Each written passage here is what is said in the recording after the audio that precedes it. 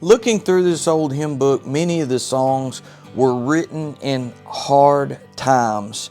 This Take My Hand, Precious Lord, the copyright was 1938. Heaven's Jubilee, 1939 was the first copyright. Standing on the Promises of God, 1886. Things back in that time period were a lot different than they are today. And I'm not just talking about technology. I'm talking about when people were more dependent upon God. And when they were more dependent upon God, they were able to see God move in a different way than we're seeing God move today. I know that God's still moving. I know that God's still working, saving, and doing miracles in people's lives, and hopefully your life. But I remember my grandfather telling a story about how he and my great-grandfather worked in the log woods, and it had been raining for a long time. They couldn't get out there and they couldn't work. And all of a sudden, the bank account started dwindling down lower and lower and lower.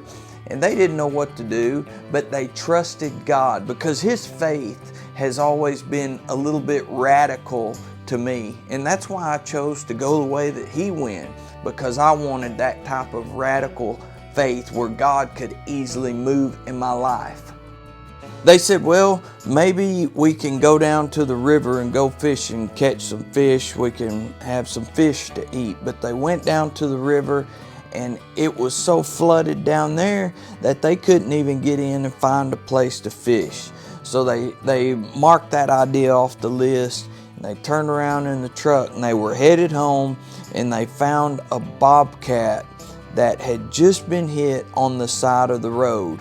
They took the bobcat and they skinned it out, and the fur trader was there in town at that time, and they were able to sell the pelt or the hide of that bobcat, and they got a good price for it. That's when the price was up, and I don't remember how much they got for it. It may have been 60, it may have been 100, but I can guarantee you that $60 or $100 was a whole lot more back then than it is right now. But it's all because they were forced to a point to where they trusted God.